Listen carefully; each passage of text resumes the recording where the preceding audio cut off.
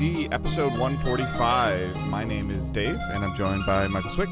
How's it going, Dave? We're a week out from Gamescom, and much like Gamescom, there's not a lot of news coming out of Gamescom. Gamescom happened? Gamescom happened, yeah. That was a thing. Onwards to Tokyo Game Show, which will probably be a little much of the same. Dud as well. Yeah. But video games are coming out, though, so that's good. Yeah. Games are coming. Allegedly. So. Yeah. All right, so we are Digital Days Gaming. We're a weekly podcast that posts every Thursday on podcast services around the globe. You can rate us on Apple Podcasts. You can share us on Spotify. You can help review the show, help grow the audience, the whole line there. Any review you can leave is helpful. If you can leave words, that's even more helpful. If you also can share the show, whether it's on Twitter, Facebook, any kind of social media that you use to get some eyes on the show, that's always super helpful. And other than that, all of the links to join our community are in our show notes, so go ahead and check those out, or just visit the site, digitaldaysgaming.com.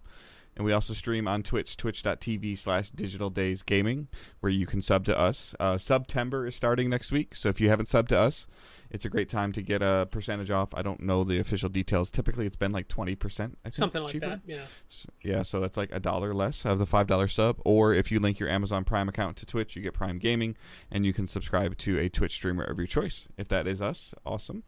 Please check to make sure that if you are subbing to us, it doesn't auto-renew if you're using Prime Gaming. So check that every 30 days. In our Discord, Branham, one of the guys that's been with us all the way back to the previous days, but has been part of DDG's community since the beginning, posted a little tutorial on how to sub on mobile. So if you're somebody that doesn't like to get on a PC or doesn't get on a PC often, check that out. Maybe we'll even throw that in our show notes too. So other than that, let's jump into the news. Yeah, so it's going to be kind of a PlayStation-centric news segment. Because PlayStation kind of made some waves last week by announcing a price increase in every country except the United States.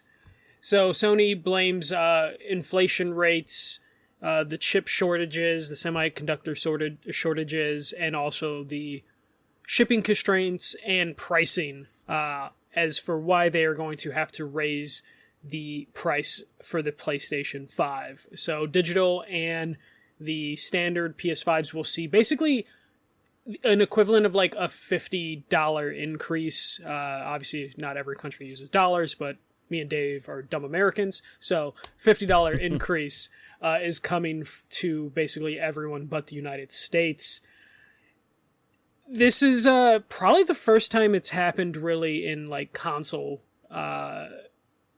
in console gaming. Usually consoles don't go up in price, but kind of Facebook opened the window or opened the door for this about a month ago because the Oculus got a price increase because of the same reasons that PlayStation is stated.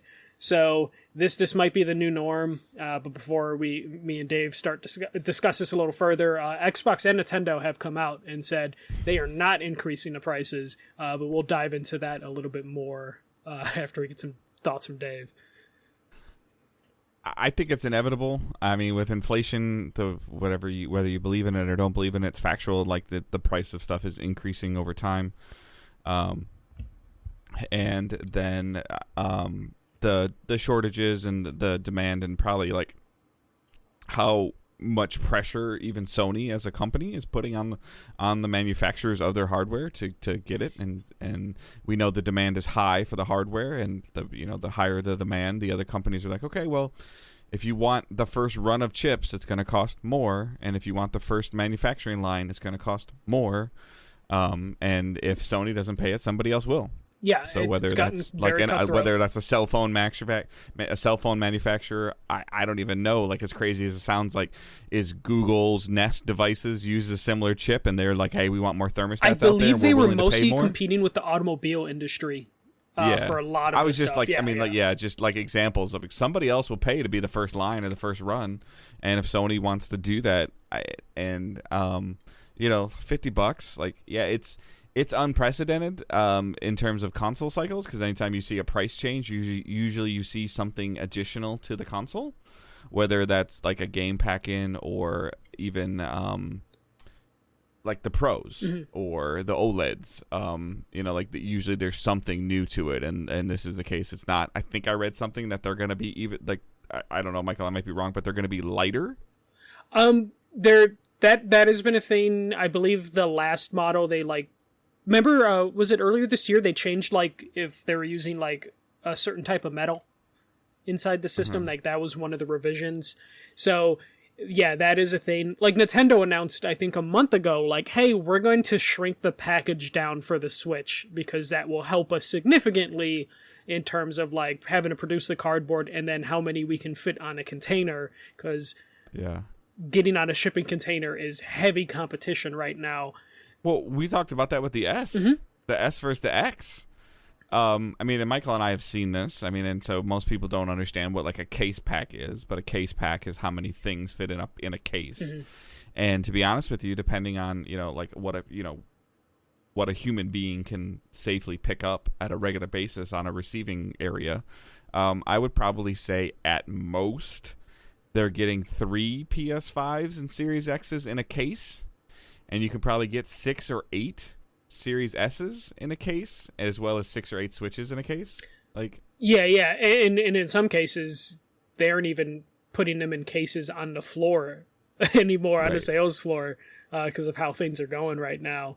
So then they have to store everything in the back, and then you're talking about even more constraints in terms of like, do we have room, especially if you're talking about like a Best Buy, like which are significantly smaller than like a Walmart, but Walmart's hold way more products that they need space for. So there's reasons why Nintendo is like, you know what, before we go into potentially increasing the price, let's see if we can cut down stuff on our end to ensure like something. And then when it comes to Xbox, they finally have hit a rhythm where they're like leading the market. The last thing that they want to do is increase their price and then hurt them even more. Because the one thing they got going for them is like the Series S is significantly cheaper. Now it's even more of a cheaper product. Outside of America. Yeah. So it's something that it makes sense for Xbox to do. I don't think this is necessarily a bad thing. Like I like this is an inevitable thing. The part that I guess I'm not a fan of, and I'll say this as somebody that lives in the U.S., I think it's weird that it's being increased outside of the U.S. because I feel like this could be a $10 or $15 price increase if you did it worldwide. I feel like the other countries are being punished because this market is potentially so large. Yeah, it's because it's large and the most vocal. So it basically PlayStation had to be strategic of like, okay, we need to protect our biggest market, which is the United States, and also the market that's going to throw the biggest fit. Right. And then all the other countries are going to have to suffer for it, which sucks. It's like, just do it across the board, especially if it comes later to the US, it's going to be a problem. But like you said, like it's not the worst thing that the price increases happened, because I would hope the money is going to go to them being able to maintain their spot in the line for the factories. Yeah. Because otherwise the PS5 could be even more scarce than we've ever seen before if like they don't do this. I'm still not a fan of increasing prices anyway, so I'm not bootlicking any companies. Don't get that.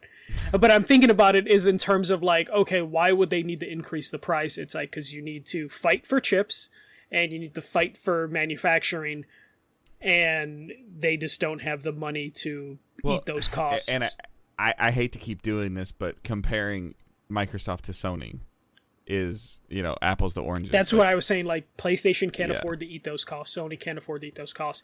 Xbox can afford to eat even affording to eat the cost or not eat the cost. I feel like the contract for manufacturing the Xbox Series is like the third or fourth bullet point with the manufacturer that they do after they make their PCs and after they make all their other, it's just one of those things of like, hey, so why it's going down the line and you're making all of our other hardware?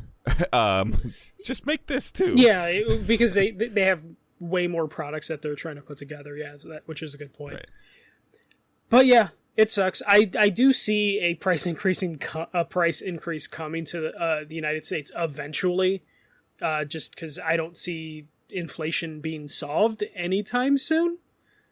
regardless of whoever's in charge of the country or the world. We're kind of here, where we're going to be dealing with price increases in general. But yeah, people are wondering like why Nintendo didn't do it. It's like Nintendo's running really old hardware, so their shit's already cheap to make, and they've been profitable on the device, I believe, since day one.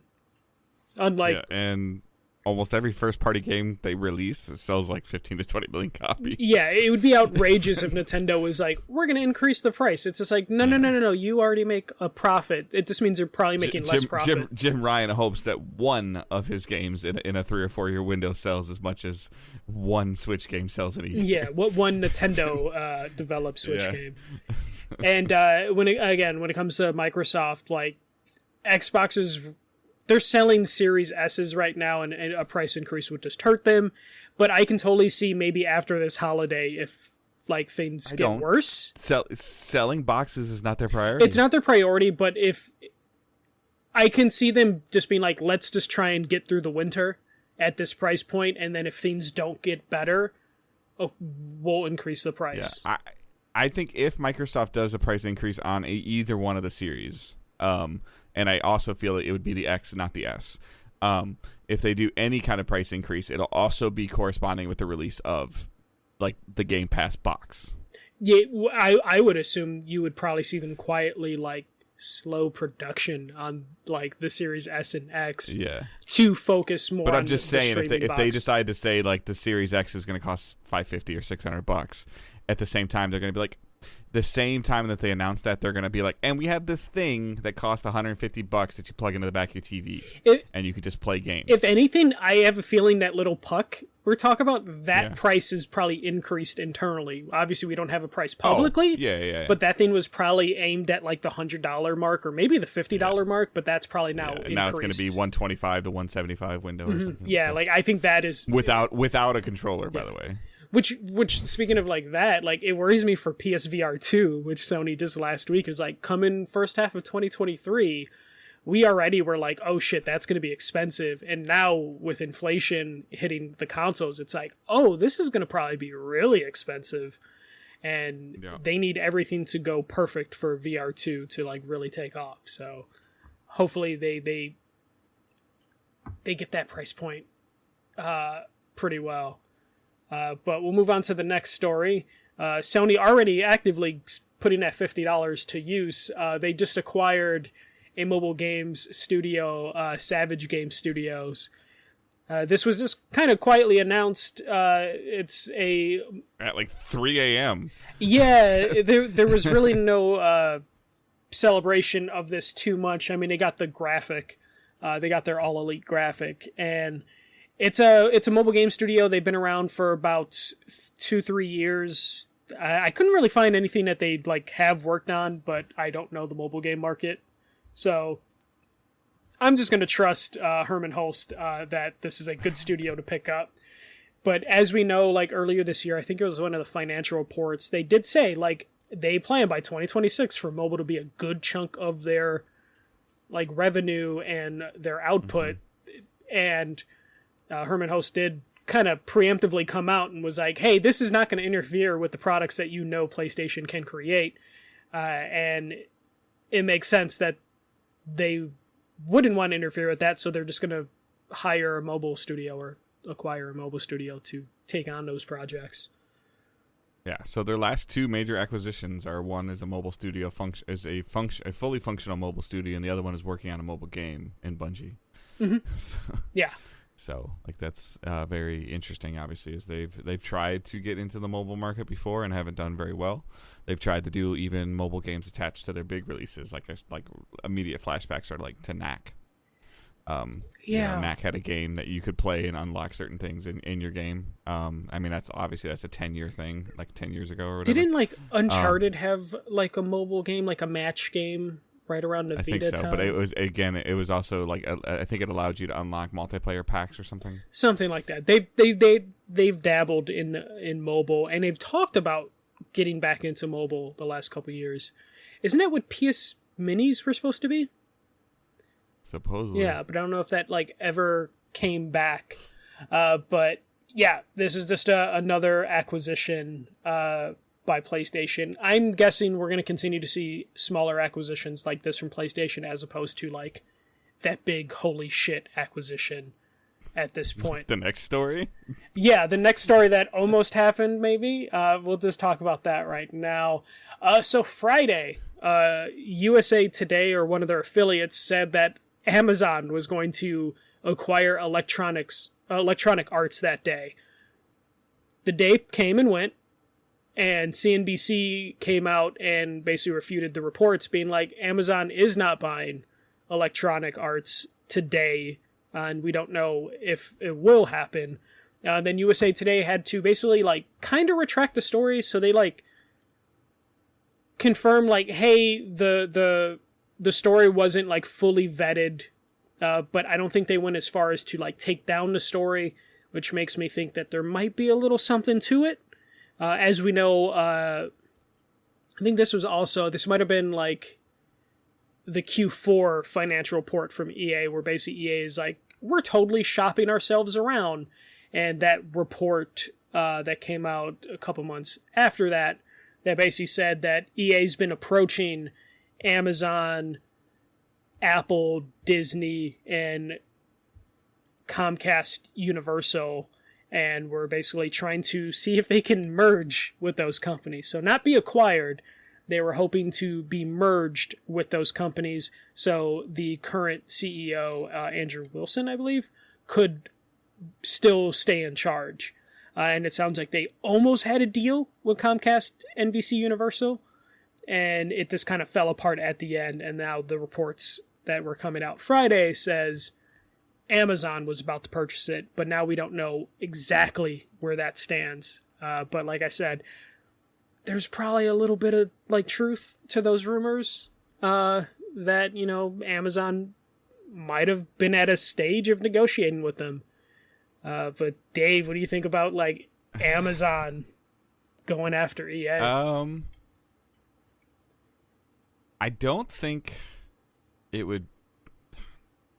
I don't overall. I don't know how I feel about any of these mergers. Like how I feel about, you know, the Sony Bungie merger, the Activision merger, the Bethesda purchase, because they're all so new and so fresh that we don't really know the long term impact of it. Like we've been talking about for 2 years now. Like NetEase or Tencent, I'm sorry, putting their hands in everything and not seeing them interfere or hearing that they interfere.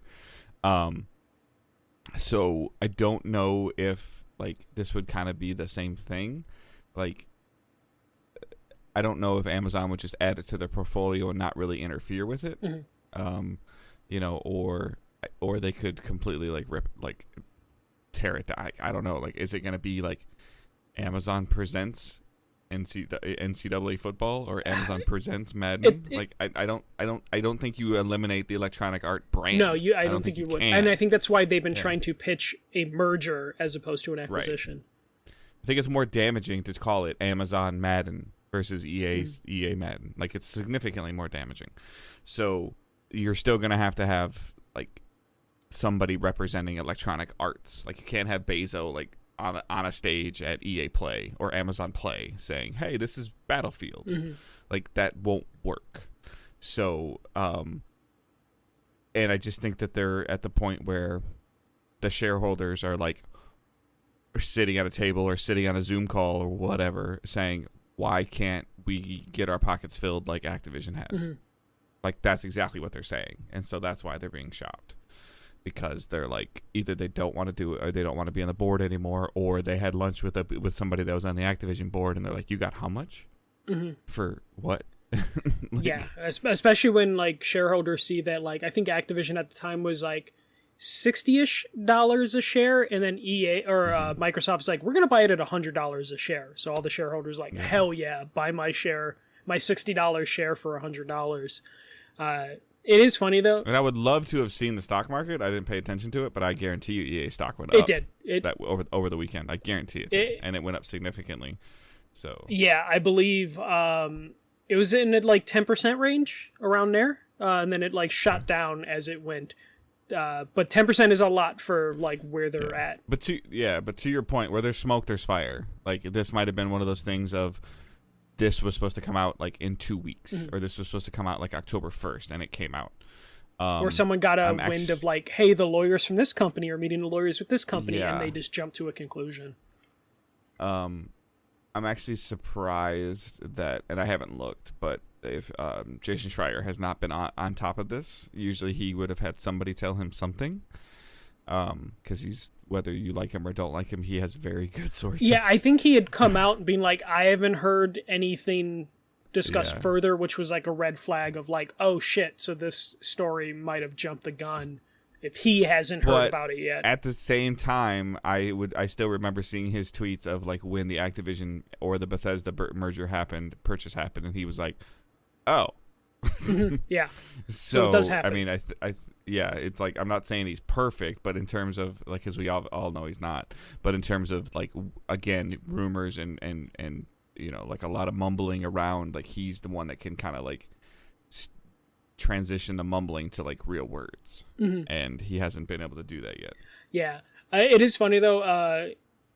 Andrew Wilson, basically during a recent quarterly call, pitched EA as soon to be the largest standalone independent developer, which is just funny, already positioning themselves like the Activision deal is a done deal. Everyone in the industry is like, this is done, it's happening.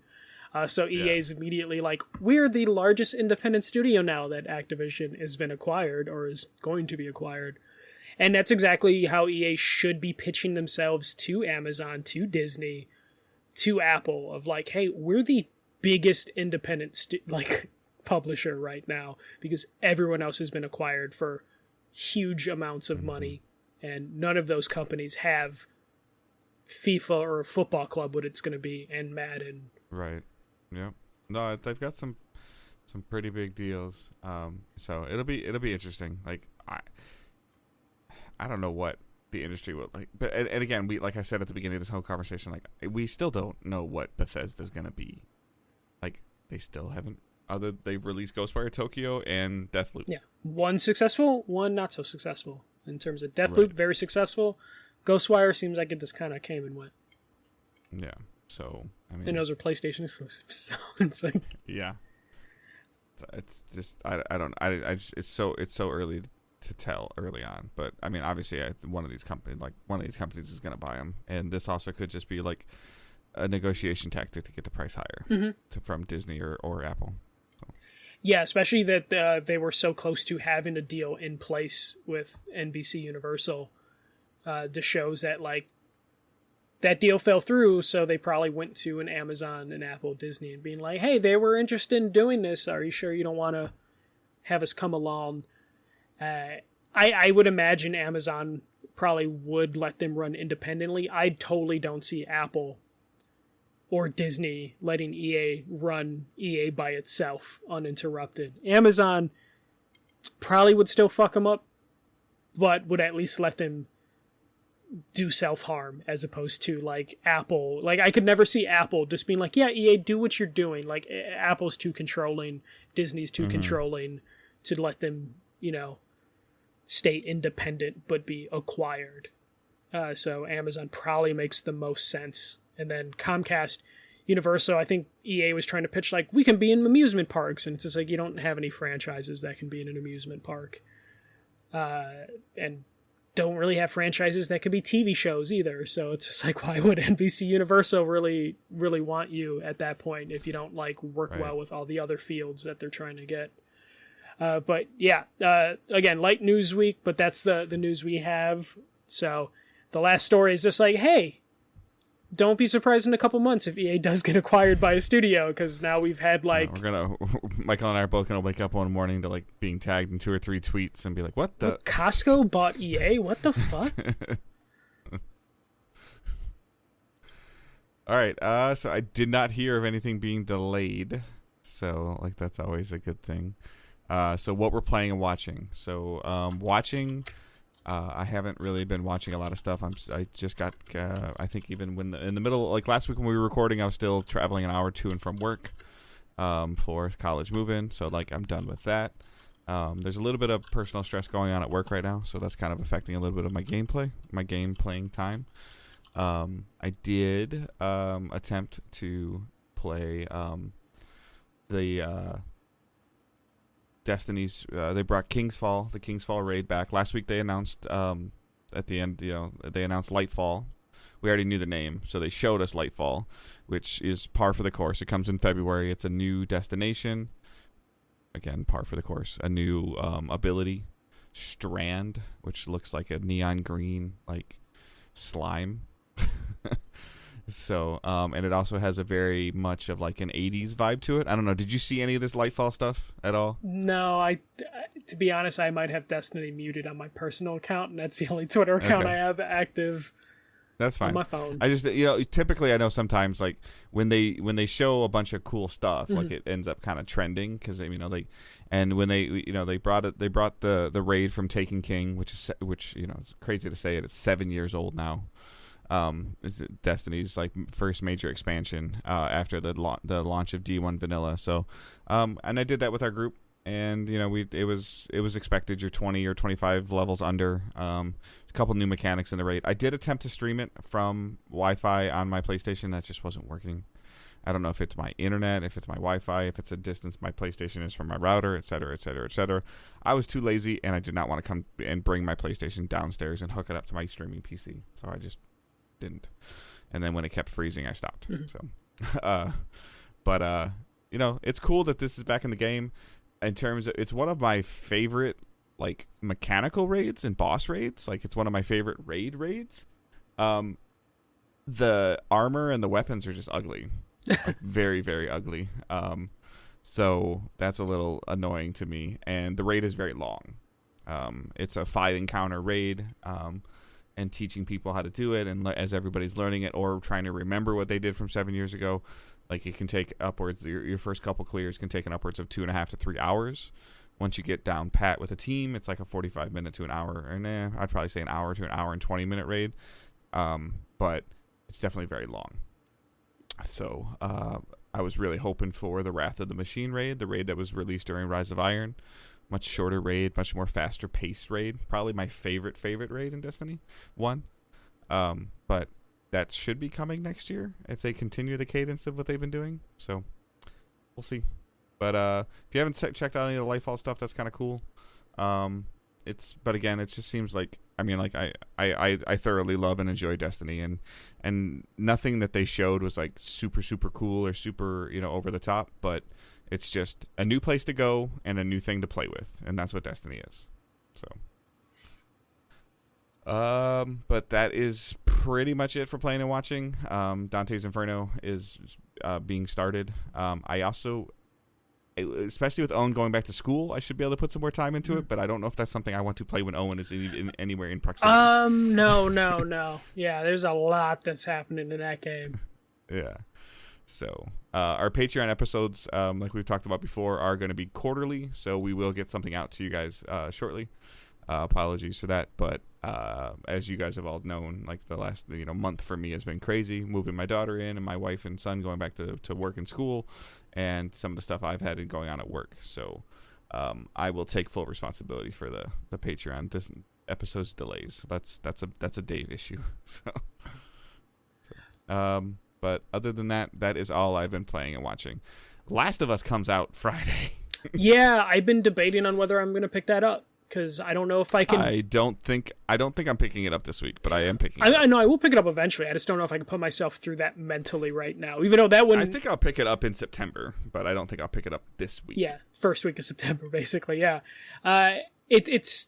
it's one of those things. It's on my radar. I will pick it up. I love the first one. I just don't know if I'm ready to go back to that world. Even though the first one isn't as heavy as the second one, it is still a heavy ass game. So I might need some distance before I can get into that game. I saw today on social media. There's like 7 minutes of gameplay like in Billstown again. Mm-hmm. So I need to watch that, and I think if I watch that, that'll kind of make my decision of like how soon I want to pick this up. I will get it and I will play it. Might be a Black Friday game for me. Yeah, so I just don't know. And I have no problem with it costing $70. I just don't know if I want to spend $70 right now. Yeah, my problem is I don't know if I want to spend $70 and let it sit on the shelf for like a month before I get around to it. So I get that. Especially when they just announced like DLC for Nobody Saves the World and it's like $4. I'm like, I'm gonna do that. Yeah, definitely. Might be a little bit lighter experience than what you want right now. Yeah. Is that it for you this week? Yeah. Okay. I did my fantasy football draft. I tweeted that stuff out. That was fun with that group. Who's your quarterback? So. Josh Allen. Okay. Took me a second, to mentally be like, Josh Allen, that's not the defensive player from 5 years ago.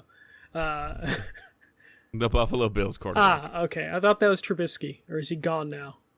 He's in Pittsburgh. Okay. There you go. Because Roethlisberger's retired? Yes. Okay. That makes sense. Okay. Cool. You just wanted me to say Tom Brady. Yes, Tom Brady, Buccaneers. There we go. So for me, Rumbleverse has still been like my main game that I'm playing, mostly because like a lot of my friends didn't want to give that game a chance, and I had a couple friends specifically play around, get their ass kicked, and then they uninstalled the game, and then I had to convince them like, God damn it, okay, either do the tutorial or wait till I'm online and get in a game with me, and then we'll run duos, and I will teach you how to play. Yeah, I was gonna ask, is there duos and trios, or is it just duos? Just do single and duels. Duels. Okay. So I basically had one of my friends get on there, and then I'm just like, okay, let me teach you how to play. And then as soon as they realize that, like, oh, this is like a straight up wrestling game, it like clicked in their head, because they were just kind of treating it like just like a brawler, which you totally can do, but like it was like, no, you have to actually like spec out your character as you're playing, and then also learn how to do wrestling moves and how to position yourself for the wrestling moves. Yes, it's only one or two buttons, one button square is strikes and triangle is grapple, but you need to know what moves you're picking up and how to execute them. Well, they'll behave differently if you're standing behind a character or in front of a character, right? Potentially, yeah. In terms of like your basic move. Sure, that's like a super easy like explanation. Yeah, but if like, you... I've seen the trailers for like airdrops and like jumping off a building and body slams and suplexes and all that stuff. Yeah, and if you just go into it cold, you just kind of treat it as like oh, I'm just hitting press and triangle. It's like, no. There are several different moves in the game. You have to go find them in these crates that are lying around. But then you also have to know, like, oh, the strength, this is a charge attack, this is a counter attack, and then build out your character that way to where it's like, oh, this move's perfect for spacing out opponents so you can do other moves to them. So then once I basically explained that to multiple people, like in my friend Discord, they all ended up just clicking on it, or it clicked for them, and now they're super into the game. But unfortunately, that fucking Fortnite Dragon Ball Z has pulled most of them away. So now they're all playing Fortnite, and just like, we're all in our 30s. We shouldn't be playing Fortnite. And I'm constantly trying to convince them, like, guys, get off Fortnite. I don't care. Well, hell, they just did Destiny and Fortnite just did a crossover. I know, yeah. Like, oh. And you're just like, I'm gonna have to play Fortnite. You're just gonna get Owen to play just so you can see the Destiny stuff. Yeah, so I've just been playing Rumbleverse and watching my friends play Fortnite, because that's as far as I can interact with it. Of just like, okay, I'll watch these like 30-year-olds fumble around in this game they don't understand because they never played Fortnite, as opposed to like me. I played Fortnite when it first kind of came out, and I was like, this isn't for me. And I just only learned about Fortnite because I do this podcast. So I pay backpack kid. Yeah, so I just like vaguely know the Fortnite, like how the game works through this podcast as opposed to playing it. So it's been funny watching people that have never played Fortnite before playing just because Goku's in the game now. Yeah, I was gonna say the Fortnite knows what to do. Like, oh, our player base is going down. Okay, release the Dragon Ball Z expansion. Oh, we have that? Uh-huh. Yeah, we have that. Like, and that'll get to a different audience.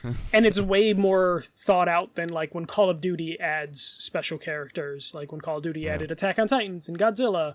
It just... Well, and I can't wait to see the data too. Like, just like Destiny was, like, all the expansions were free for a week on the Epic Store. Mm-hmm.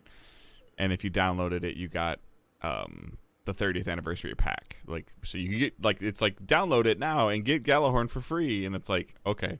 It's like, so I'd be just super interested to see, like, how much of that, like, you know, like, video game crack, like, really works. Yeah, in terms of how many are my friends, like, going to stick around with it, because it's like 6 people now in my friend Discord that are now playing Fortnite every night, and it's just like, I wonder when are they going to play Goku forever, or are they going to just stop playing once they realize not everyone's playing Goku?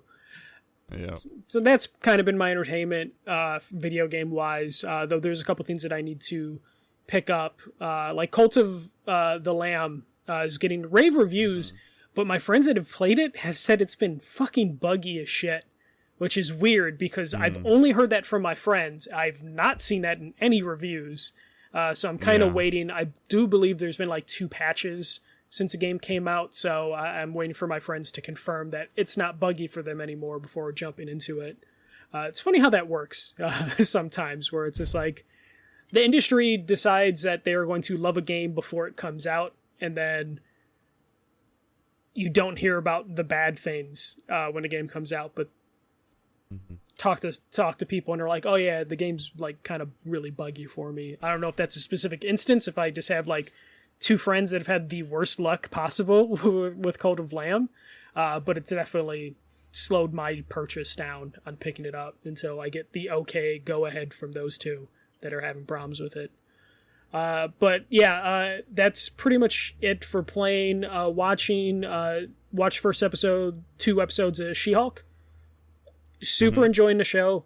Yes, the CG takes a little bit to get used to because it's off, just slightly off, not terrible. Like some people are freaking out like it's the worst CG they've seen in a show, but I think it's fine. It's passable. It's just a little weird because like clearly they use the established CG for the Hulk from the movies, and then the newer CG for She-Hulk is not quite there yet.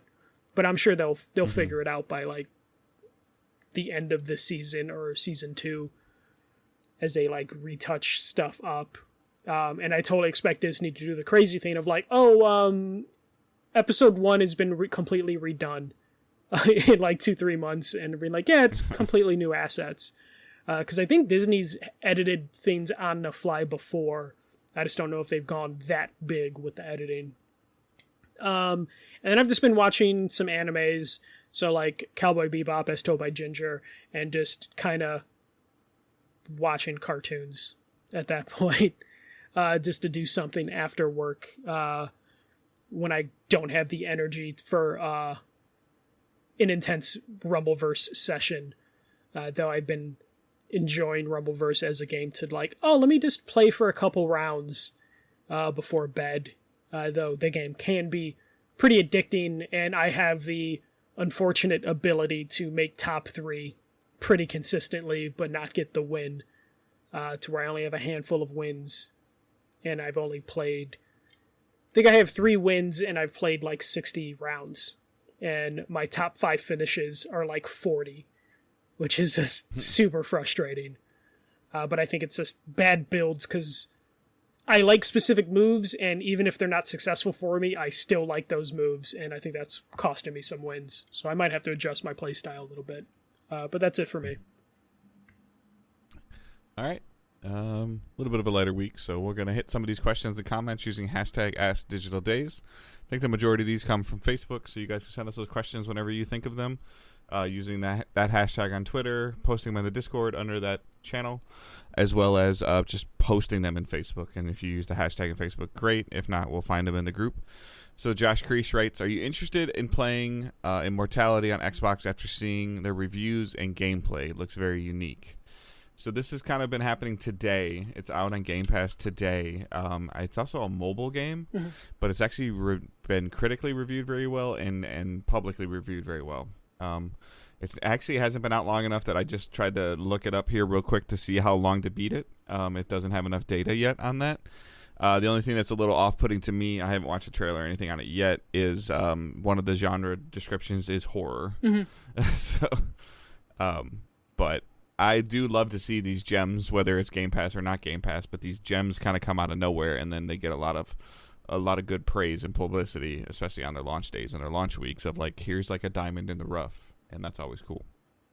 Yeah, for me, so this completely flew under my radar until this question hit, and I had no idea Immortality was a Sam Barlow game, which immediately was like, oh fuck, he made another game.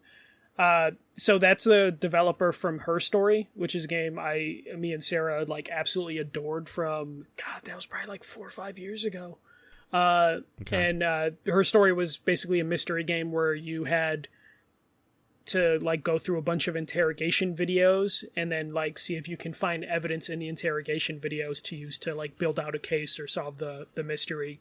And this definitely seems like it's in that style, but you're basically like editing like clips from several movies, and it's basically sending you down like a rabbit hole of some sort of horror mystery, something like that. So it's 100% something I'm into, and I am going to download it today, and it'll probably be something I mess with over the weekend. But yeah, I've been just a little disconnected from like Twitter and the video game world during my work days. So this is something that's completely flown under my radar. So I am definitely going to be messing with it and picking it up. All right. Ali Bartle says his question is, what gaming peripheral do you have the fondest memory of? For me, it was the iToy. Technology seemed so impressive at the time. Lots of fond memories washing windows and hitting tiny ninjas. The thing that immediately comes to mind, and I have no idea what this was called, nor do I know if it was a real, like, a Nintendo peripheral or not. I swear, and I again, I can picture it, but I don't know what it's called, but I swear I had, like, a Nintendo controller that was a bat. That was, like, made out of foam. And had buttons on it. And it wasn't, you're talking about, like, Super Nintendo NES? Okay, yeah, so I it's think not so. Wii, Like, yeah. Sports baseball. No, it was not Wii, yeah. So, and I feel like I don't remember if you had to, like, push a button and swing at the same time. Like, I was obviously young. That one just kind of jumped in my head. The other one that I have memories of, because I feel like it was just, like, my first controller on either Super Nintendo, was like we had a fight stick, and I remember it being like metal, like in like they are now. Like I remember it being like a metal bottom, and I used to put it on my lap because I used to hate holding a controller. Mm-hmm. And so I think I hated holding a controller because I learned how to play games on the fight stick. And like I would set it on my lap as a flat surface, and that's how I would play. It had the large joystick, and it had all the buttons on the right hand side. So I used to have a hard time with the triggers. Because I'm so used to all the buttons being on the flat surface. So, but that's probably the one that I had the most memories of. I mean, in terms of like the coolest peripheral, it probably was PSVR and the weekend that we got to mess with it. Like that's probably like the coolest thing. Yeah. I think I found the thing you're talking about. It was for Batter Up on the Super Nintendo. Okay. It was black and blue. Yes. Yeah, like a royal blue. Yeah, and it white buttons in the middle. Yep. Yep, I think it even had a controller for if you're lefty or righty, or like a button for left and right. Yeah, so it's Batter Up, if you can look that up. But for me, a lot of the peripherals that were around during like PS3 era were the ones that got me. Yeah, I totally had this phone back. Yeah, that's it. Yeah. It's only like $30 on eBay. See how good it is. I really have fond memories of that shitty Jabra Bluetooth earpiece that came with Warhawk and I think SOCOM. It sounded like trash. It looked like trash. But I loved that fucking thing. And I recently found it. I wish I had it near me right now as we're recording, but I totally found the Warhawk Jabra headset, and then I found like the official PlayStation earpiece that came with SOCOM Confrontation or SOCOM 4. I did find that recently too. So I love those really bad Bluetooth earpieces that came with games during the PS3 era.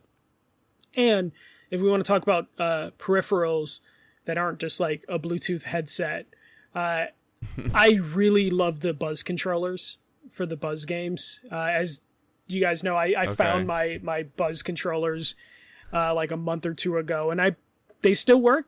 Played a couple rounds with Sarah, doing quizzes that are from, I think, year 2007, basically, to where like the movie references stop hard at like 2006. So I really love those controllers. I wish there was like more use for them outside of Buzz Quiz, just because like. Is it Buzz Quiz or was it Trivial Pursuit that had that question that's like 10 years old that says which of the following has not played Batman, and Ben Affleck was on the list? Yeah, that's Trivial Pursuit. Okay. Yeah.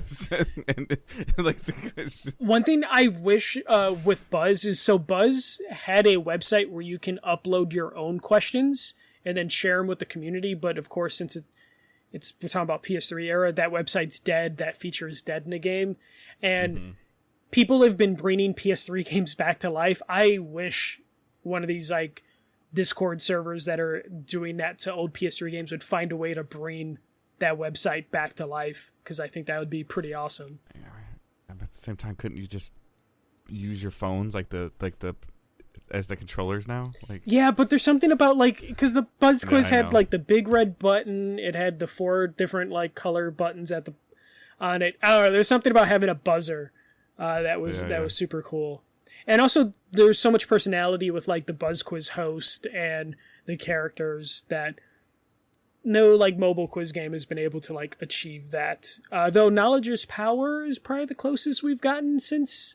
Yeah, we played that on vacation. Yeah, actually. that's probably the closest to Buzz PlayStation has gotten in 10 years. I just don't like the rubber banding that Knowledge is Power has. Yeah. It could be kind of rough. But yeah, those are the peripherals. Of course, all mine are PS3 era, because that was the greatest console of all time. All right, Robert Cartwright, another overseas listener. Non-gaming related from him this week. Food question. Oh boy. I'm currently on vacation in Florida. When you guys go out, and yeah, he's been all over, actually. I'm friends with him on Facebook. I'm jealous of as much time as he's gotten to spend in Florida. When you guys go out and for a meal, do you manage to eat everything? I just ordered ribs and a whole cow came out, plus enough fries for a family of 10. Okay, I'm actually curious about this, so you go first. So you go to any restaurant and you order food, and they bring you out. You order, a burger meal or whatever. I don't even know, and they bring it to you. Do you clear your plate? I try to. Like, damn, inflation's so high right now, man. You gotta get every penny out of that meal.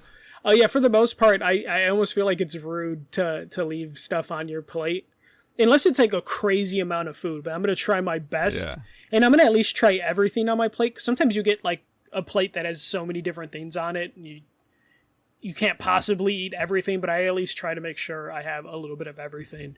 But if I'm going out to a restaurant, you damn sure I'm gonna try and finish everything they put on my plate.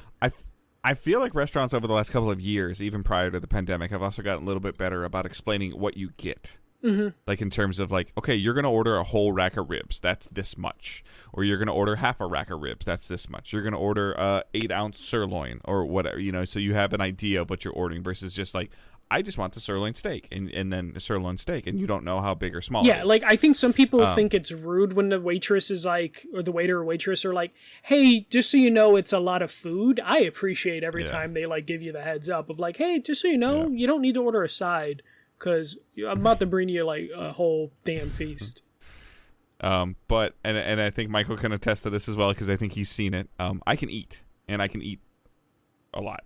So, and I do the thing where I'll purposely order something smaller, even though like I know I'll be hungry later. Right, yeah. It's like so like that. I think that's kind of where you and I differ. Like I could totally sit down at like 1 or 2 o'clock and eat something and not eat again until like 10 o'clock. No, I'm the same way. And I think but I also think you'd be content with eating something at 1 o'clock and going, you know what, I'm gonna get this right now, and I know we're gonna eat at 5.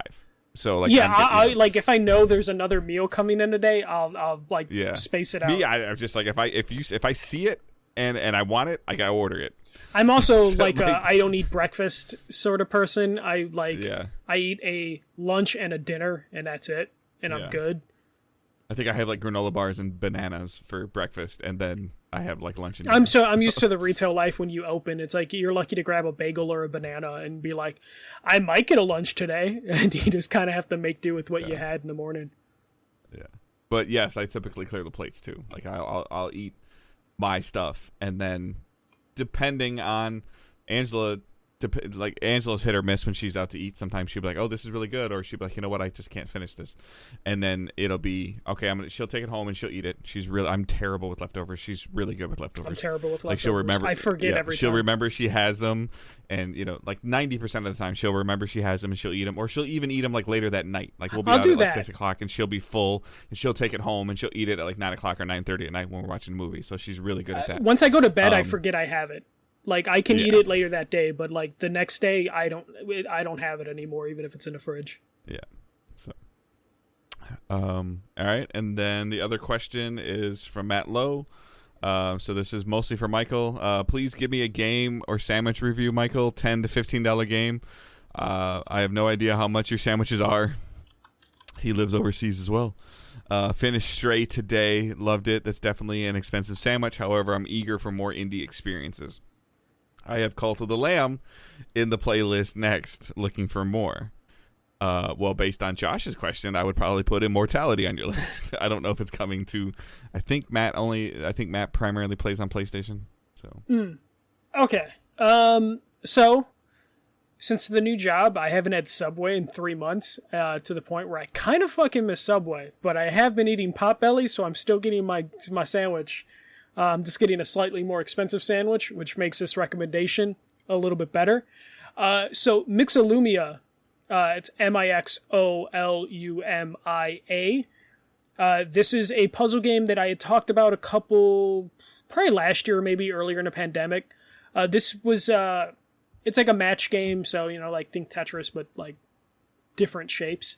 And this was like a cool puzzle game that the developer was just concepting stuff on Twitter, and then based on like feedback they were getting, they ended up turning like a Twitter thread into an entire like cool puzzle game. So this just came to Switch. It's about $15. So it's like, like a foot-long Subway plus chips and a drink, or one Potbelly sandwich. Combo. Yeah.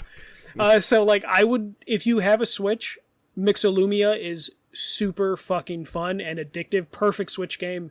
It's one of those games that when I picked it up on PC and I was talking to Dave about it all like 2 years ago, I was like, I want this game on the Switch. This is perfect for the Switch, and it has come to the Switch. So I definitely recommend picking this up if you're on PC or if you're on the Switch, obviously, because it's fucking fun. I don't know if it's gonna end up having like the on the PC. You can swap the color palettes, and you can also drop different music into it. Being on the Switch on a closed platform, none of that's gonna happen. I do think they did add like a color palette swap ability into the Switch version, so you at least have that feature. But I believe the soundtrack is just whatever soundtrack you're going to have with the game, and you're kind of stuck with that. But the soundtrack was really good, really matched the play style of it. So Mixolumia, there you go. There's a sandwich review. It's $15. Awesome. All right, that is our show for this week. You can follow us on Twitter at Digital Days Pod. You can follow Michael at The First MJC. You can follow myself at Good Dave Hunt. You can join the Facebook group, which is where I believe all these questions came from. So you can, hang out with the community in there, talk about some stuff. Nothing crazy actually happens in there. I think we have a really, a very gaming-focused community. Like, you get a couple meme pictures in there, but not memes. But nothing, not meme pictures. But nothing ridiculous ever happens in there. It's a pretty good group of people that just like to talk about games. So yeah, the Facebook group is in the description. Link is in the description, as well as the Discord server. And then our Patreon, like we just briefly talked about. So patreon.com/digitaldaysgaming, where that's just another way for you guys to show support to us. That there's some perks that we haven't been doing a great job of hitting the last tier. But you get the episode early consistently. Yes, you do. So, but so if you're able to support us on Patreon, awesome. If you're not, that's okay. As we said at the beginning, sharing the show and listening is the most beneficial way to help us grow. Sharing is free. Listening is free. Leaving a review is free. Sharing is free. So, and with that, I hope everyone has a great week. Keep moving forward. Don't be a dick. See ya.